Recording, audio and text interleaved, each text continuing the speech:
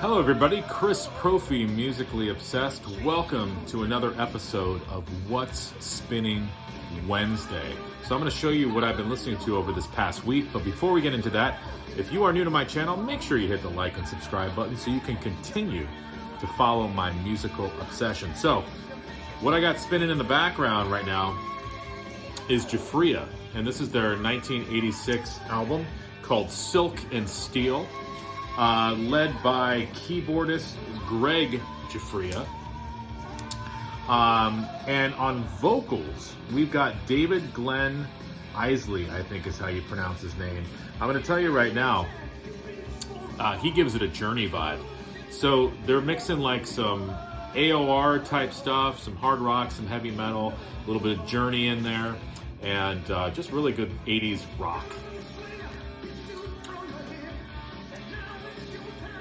I've also been spinning some Gene Loves Jezebel, and I think that this is their first album. I was turned on to these guys by Jeff Witcher, and if I was going to describe Gene Loves Jezebel's sound, I'd say it's pretty much like Public Image Limited meets The Cure, with some like horror mixed in there. So if that sounds cool to you, check out Gene Loves Jezebel.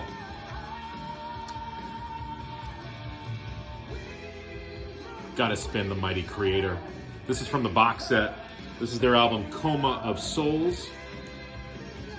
And it is on splatter vinyl. Love the Mighty Creator. Been listening to some Leon Redbone. This is Champagne Charlie. And Leon Redbone is sort of like ragtimey, old jazz, Bing Crosby vocals, you know, sort of mixed in there, sort of 40s vibe in there. So really dig Leon Redbone. As I said, his voice reminds me a lot of Bing Crosby. Marianne Faithfuls' new record. I told you I was going to talk a little bit more about this. This is her album, She Walks in Beauty.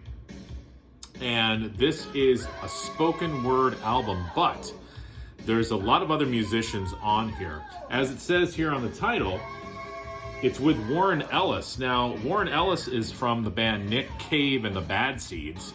I'm not too familiar with that band. I want to get into them more. I know JC is into them. Nick Cave plays on here. I believe he plays piano on this record. Brian Eno is on this album.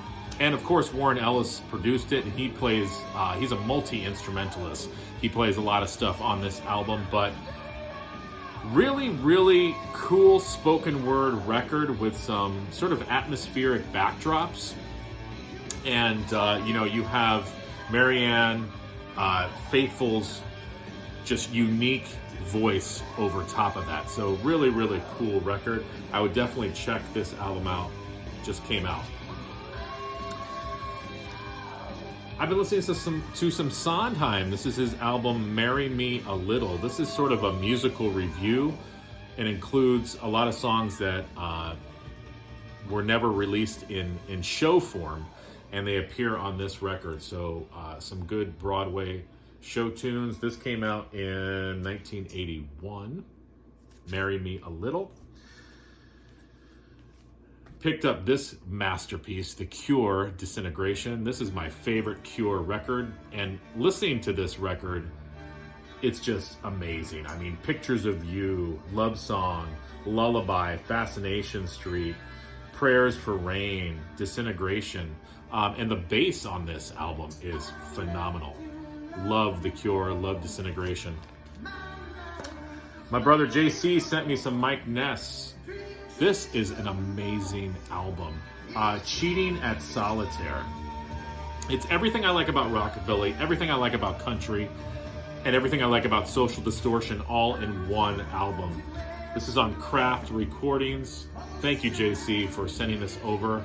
Love this record. That led me to some traditional country. Pulled out an album by Merle Haggard, and this is Someday We'll Look Back. Just traditional Merle Haggard country.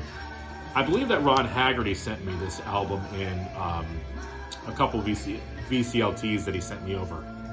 Love it though, Merle Haggard. This is my first Hanoi Rocks vinyl. Self-Destruction Blues. These guys are so cool. I mean, they mix sort of glam, 80s hard rock, 80s pop, all kind of mixed together, just for a real unique sound. I love Hanoi Rocks, and I found this, had to pick it up. This is on Gem Records. Looking for a year. I do not see a year on this, but we're gonna say 80s, right? Hanoi Rocks. Been listening to some Dexter Gordon. I believe this was a Record Store Day release. Really cool jazz record. There's only 2 songs on here. Side A has a song called Tangerine, which is over 20 minutes long. And side B has a song called More Than You Know, which is close to 25 minutes. This is a live record. Really cool jazz. Rod McEwen, right? You knew you were going to see some. A Boy Named Charlie Brown. And an album called About Me. Love the cover of that.